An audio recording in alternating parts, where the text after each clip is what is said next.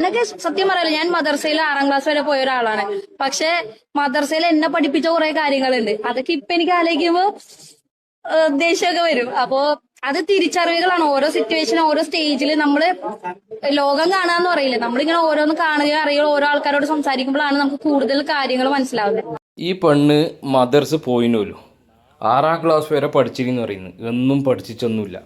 ഈ പെണ്ണിൻ്റെ അടുത്ത് മൈക്ക് കിട്ടീന്ന് വെച്ചാൽ ഈ പെണ്ണ് വിചാരിച്ചെന്ത് എന്ന് പറഞ്ഞാൽ ഇതിന്നെ ലോകം എന്തെല്ലോ വിളിച്ച് എന്തെല്ലോ പറയാന്ന്. മദർസേ പോയിട്ടുണ്ടാവില്ല എൻ്റെ ഇതിലേക്ക്. മദ്രസയെ പഠിച്ചിട്ടുള്ള ആളല്ല.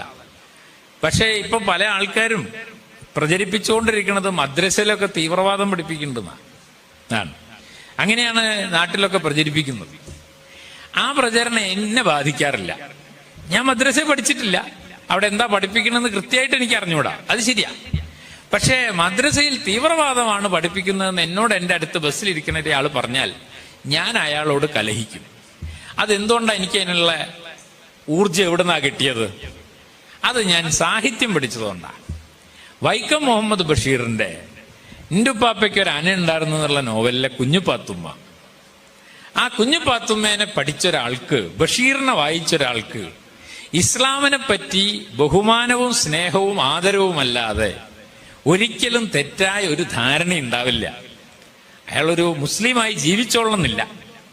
പക്ഷെ ഇസ്ലാം മതത്തെപ്പറ്റി ഇസ്ലാമോഫോബിയ ഉള്ള ആൾക്കാർ പറയുന്ന ഒരു കാര്യവും എന്നെ ബാധിക്കാത്തതിന്റെ കാരണം ഞാൻ ബഷീറിനെ വായിച്ചിട്ടുണ്ട്, അദ്ദേഹത്തിന്റെ തേന്മാവ് വായിച്ചിട്ടുണ്ട്, ബാല്യകാലസഖി വായിച്ചിട്ടുണ്ട്, ഇന്റുപ്പാപ്പയ്ക്ക് ഒരാന ഉണ്ടായിരുന്നു വായിച്ചിട്ടുണ്ട്. മുസ്ലിം ജീവിത പരിസരത്തു നിന്ന് ആ കഥകളൊക്കെ ഉണ്ടായിട്ടുള്ളത്. സൂഫി ദർശനമാണ് അതിന്റെ അടിത്തറ.